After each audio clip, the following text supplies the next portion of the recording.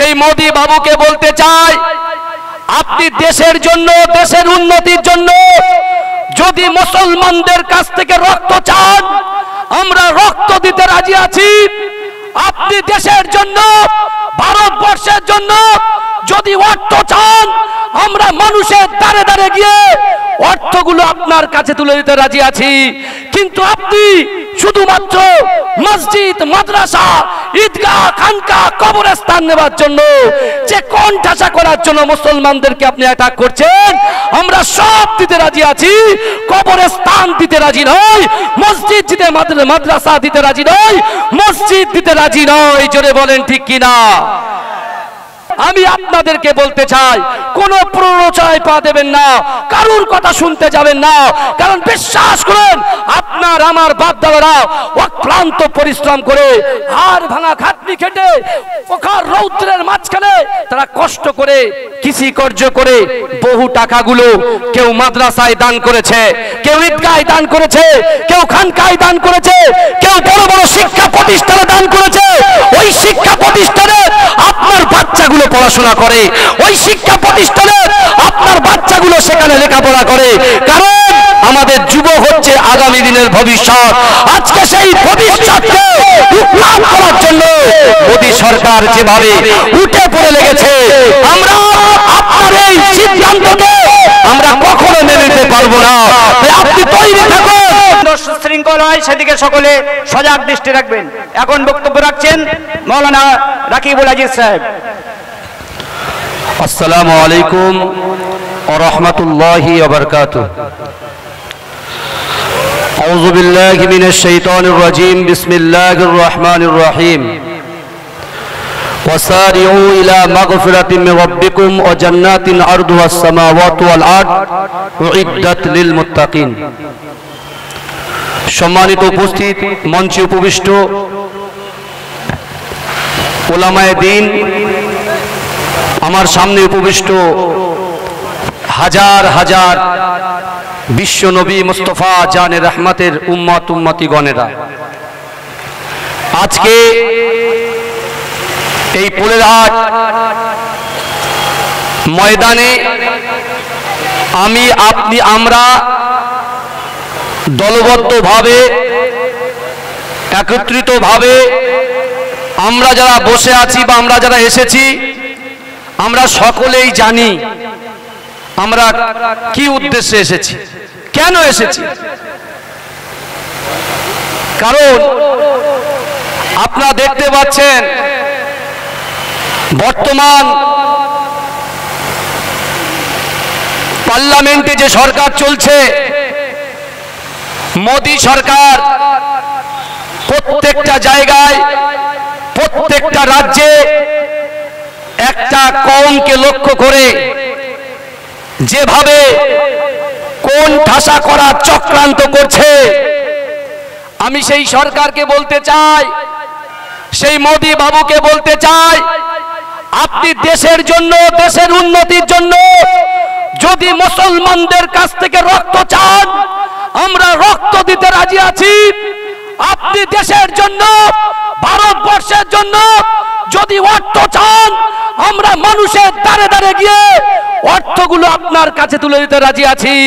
কিন্তু আপনি শুধুমাত্র মসজিদ, মাদ্রাসা, ঈদগাহ, খানকা, কবরস্থান নেবার জন্য, যে কোণঠাসা করার জন্য মুসলমানদেরকে আপনি অ্যাটাক করছেন, আমরা সব দিতে রাজি আছি। কবরস্থান দিতে রাজি নয়, মসজিদ দিতে, মাদ্রাসা দিতে রাজি নয়, মসজিদ দিতে রাজি নয়। জোরে বলেন ঠিক কিনা?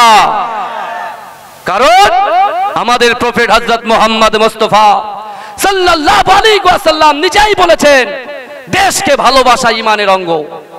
আজকে যখন আমরা সেই ওয়াকফ কালা কানুন নিয়ে রাতারাতি যে ওয়াকফ বিলটা পাস করা হলো, তারই বিরুদ্ধে আজকে মুসলমানদের সেন্টিমেন্টালে যারা আঘাত করেছে, আজকে মুসলমান যুবকেরা আপনার প্রত্যেকটা জায়গা থেকে, প্রত্যেকটা গ্রাম থেকে, প্রত্যেক জেলায় থেকে যে সকল সকল যুবকগুলো এই জান্নাতের বাগানে বিশেষ করে আল্লাহকে রাজি খুশি করার জন্য আজকে আমরা এই পনেরোহাটির ময়দানে হাজির হয়েছি। বিশ্বাস করেন, আমি আপনাদেরকে বলতে চাই, কোনো প্ররোচনায় পা দেবেন না, কারুর কথা শুনতে যাবেন না। কারণ বিশ্বাস করেন, আপনার আমার বাপ দাদারা অক্লান্ত পরিশ্রম করে হাড় ভাঙা খাটনি খেটে প্রখর রৌদ্রের মাঝখানে তারা কষ্ট করে কৃষি কার্য করে বহু টাকাগুলো কেউ মাদ্রাসায় দান করেছে, কেউ ঈদগাহে দান করেছে, কেউ খানকায় দান করেছে, কেউ বড় বড় শিক্ষা প্রতিষ্ঠানে দান করেছে। ওই শিক্ষা প্রতিষ্ঠানে আপনার বাচ্চাগুলো পড়াশোনা করে, ওই শিক্ষা প্রতিষ্ঠানে আপনার বাচ্চাগুলো সেখানে লেখাপড়া করে। কারণ আমাদের যুব হচ্ছে আগামী দিনের ভবিষ্যৎ। আজকে সেই ভবিষ্যৎকে উৎখাত করার জন্য মোদী সরকার যেভাবে উঠে পড়ে লেগেছে, আমরা আপনার এই সিদ্ধান্তকে আমরা কখনো মেনে নিতে পারবো না। আপনি তৈরি থাকুন, বিশ্বাস করুন। আজকে আমাদের পূর্বপুরুষের দিকে তাকান, আমার আল্লাহ পাক রব্বুল আলামিন তার গায়েবী শক্তি দ্বারা কোথায় ফিরাউনকে আল্লাহ উৎখাত করে দিয়েছে, নমরুদকে উৎখাত করে দিয়েছে, এই যুবকেরা কারুনকে উৎখাত করে দিয়েছে। চিন্তা করার কোনো কারণ নাই। আজকে মুসলমানদের কলিজার ভিতরে আল্লাহর যদি ভয় থাকে, রাসূলুল্লাহর মহব্বত থাকে, আজকে যদি আল্লাহর কাছে আমরা নামাজের পাটিতে নমরুদ, ফিরাউন, কারুন এদের মতোই মোদী সরকারকে আল্লাহ উৎখাত করে দেবে। এই কথা ঠিক না ভুল কথা বলেন না? এই আল্লাহ বলছে, মান কানা লিল্লাহ কানা আল্লাহু লাহু, যে ব্যক্তি আমার হয়ে যায় আমি আল্লাহ তার হয়ে যাই। জোরে বলে। কিন্তু আমার ভাইরা, আজকে আগামী 26শে এপ্রিল ব্রিগেড ময়দানে আমরা যাব, আমরা অবশ্যই যাব। কিন্তু গণতান্ত্রিক পদ্ধতিতে, যেহেতু বাংলা সম্প্রীতির বাংলা, ঐক্যর বাংলা, আমরা শিখ ইসাই হিন্দু ভাইরা একে অপরের সঙ্গে কাঁধে কাঁধ মিলিয়ে ঘোরাফেরা করি। আপনি একটু ভালো করে লক্ষ্য করুন, ফজরের নামাজটা যখন পনেরোহাটের মসজিদে আপনারা আদায় করে কমপ্লিট করে আপনারা যখন এখানে ব্যবসার জন্য আসেন, এখানে অনেক আমার হিন্দু ভাইরা তারা ফুলের ব্যবসা করে। কথা ঠিক না ভুল বলেন? এই কথা ঠিক না ভুল বলেন? তারা ফুলের ব্যবসা করে, আর একজন ভাই সারা কুরাক্রান্ত পরিশ্রম করে মাঠে খেটে তারা এখানে সবজির ব্যবসা করে। কিন্তু বিশ্বাস করেন, এই বাংলা ভাতৃত্বর বাংলা, এই বাংলাকে উত্তপ্ত করা যাবে না। কারণ এই বাংলা মুজাদ্দেদ জামান দাদা হুজুর পীর কেবলা রাহমাতুল্লাহ আলাইহির বাংলা, এই বাংলা বসিরত আল্লামা হুজুর রাহমাতুল্লাহ আলাইহির বাংলা, এই বাংলা শাহজালালী রাহমাতুল্লাহ আলাইহির বাংলা, এই বাংলা আপা মাওরু জনসদরের বাংলার বঙ্গের খ্যাতনামা বক্তাদের এই বাংলা। অর্থাৎ এই বাংলায় আমরা কখনো আপনাদের এই সম্প্রীতির যে বিশেষ করে ছোট করে উস্কানিমূলক কাজ দিয়ে এই বাংলাকে উত্তপ্ত করা যাচ্ছে না, যাবে না। জোরে বলুন ইনশাআল্লাহ। কিন্তু আমার ভাইরা, আমাদের মাথাটা একটু ঠান্ডা রাখতে হবে। আমরা অনেক সময় আবেগের বশে বহু কিছু করে ফেলি। দেখেন, আজকে আমি কোনোদিন আজ পর্যন্ত এরকম সমাবেশে আসি নাই। আমার ভাইরা গিয়েছে আলহামদুলিল্লাহ, কিন্তু আজকে আসতে বাধ্য হয়েছি। বুঝতে পেরেছেন? আপনারা জানেন রাত্রে করে জলসা করি আমরা সবাই এখানে আছি, অনেকে জলসা জুলুস করি।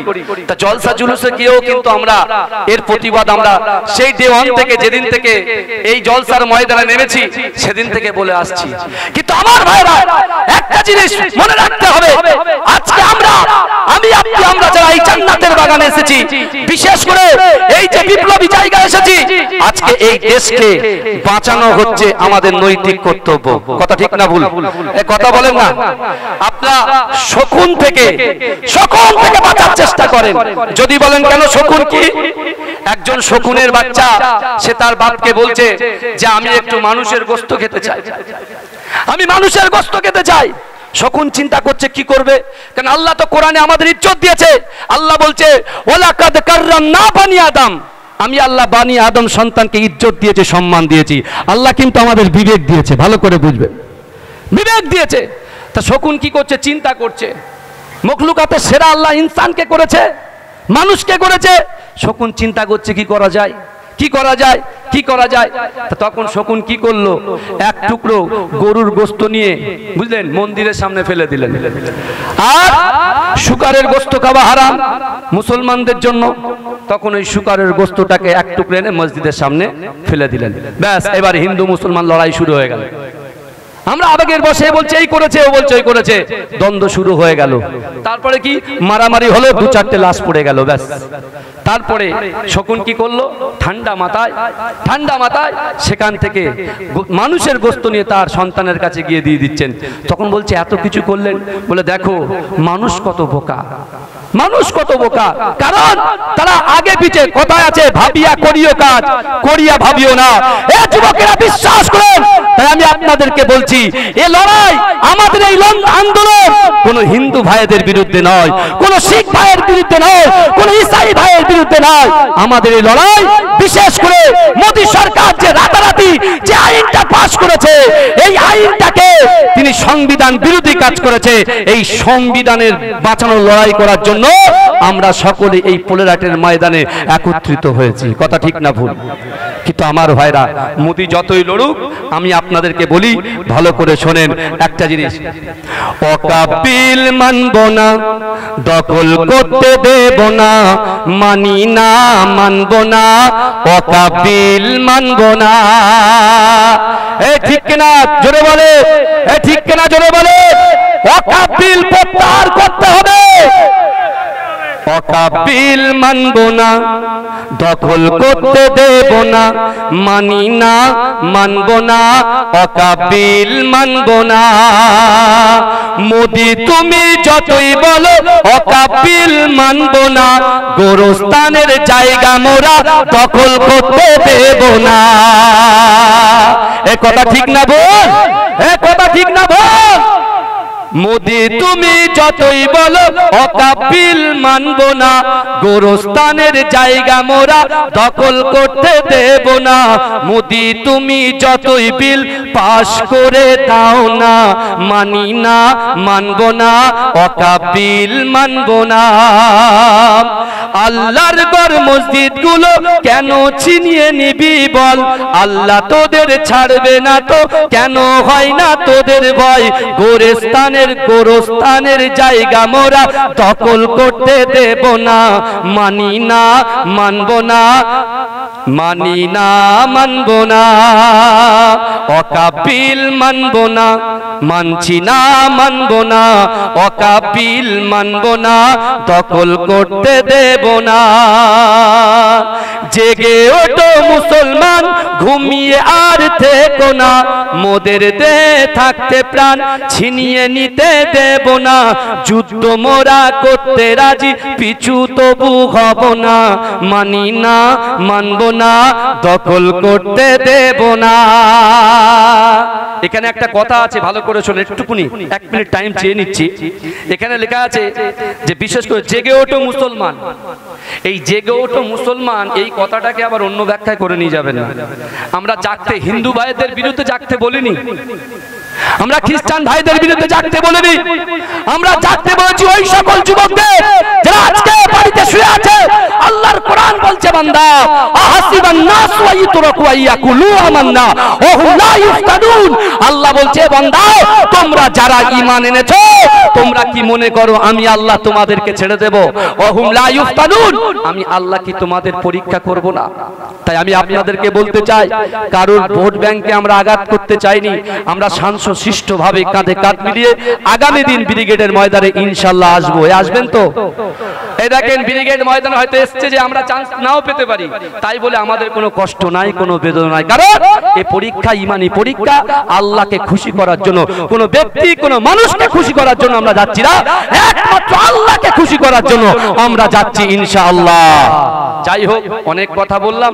আল্লাহ উভয়কে, বিশেষ করে এই আন্দোলনটাকে আপনার 2020 মনে করলে হবে না, এটা টেস্ট করতে হবে। কারণ কি, ম্যারাথন রেসের ম্যারাথন করতে হবে, ম্যারাথন। এখন তো অনেক কিছু দেখছেন, সুপ্রিম কোর্ট থেকে এই অর্ডার আসছে, যতক্ষণ পর্যন্ত এই বিল প্রত্যাহার না করবে ততক্ষণ পর্যন্ত বাংলার আপা জনগণ, বিশেষ করে আপামর জনসাধারণ যুবক ভাইরা, রাসূলুল্লাহর উম্মতিরা ইমানি দায়িত্ব হিসেবে আমরা গর্জে উঠবো ইনশাআল্লাহ।